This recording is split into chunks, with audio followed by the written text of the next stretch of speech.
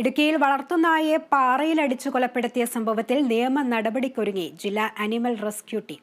പ്രതിക്കെതിരെ ജാമ്യമില്ലാ വകുപ്പ് പ്രകാരം കേസെടുക്കാത്ത പോലീസിനെതിരെയും നിയമ നടപടി സ്വീകരിക്കാൻ തീരുമാനം. കഴിഞ്ഞ ദിവസമാണ് നെടുങ്കണ്ടം സന്യാസിയോട് സ്വദേശി രാജേഷ് ബന്ധുവീട്ടിലെ വളർത്തുനായയെ കൊലപ്പെടുത്തിയത്. സ്വത്ത് സംബന്ധമായ തർക്കത്തിനൊടുവിലാണ് രാജേഷ് സഹോദരിയുടെ വീട്ടിലെ നായയെ പാറയിലടിച്ച് കൊലപ്പെടുത്തിയത്. നായ കുരച്ചതായിരുന്നു പ്രകോപനം. വളർത്തുമൃഗത്തെ അതിക്രൂരമായി കൊലപ്പെടുത്തിയിട്ടും വയോധികയായ സ്ത്രീയെ ഉൾപ്പെടെ മർദ്ദിച്ചിട്ടും പ്രതിക്കെതിരെ പോലീസ് മതിയായ വകുപ്പുകൾ ചുമത്തി കേസെടുത്തില്ലെന്നാണ് അനിമൽ റെസ്ക്യൂ ടീമിന്റെ ആരോപണം.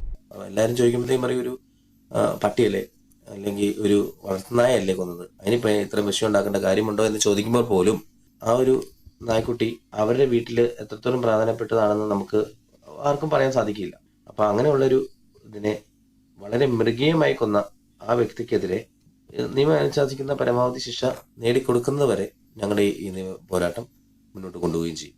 അനിമൽ ക്രൂവാലിറ്റി ആക്ട് പ്രകാരം അനിമൽ വെൽഫെയർ ബോർഡിലും പോലീസിലും പരാതി നൽകും. പ്രതിക്ക് അനുകൂല നിലപാടെടുത്ത പോലീസിനെതിരെയും പരാതി നൽകും. അനുകൂല നടപടി ഉണ്ടായില്ലെങ്കിൽ കോടതിയെ സമീപിക്കാനാണ് അനിമൽ റെസ്ക്യൂ ടീമിന്റെ തീരുമാനം.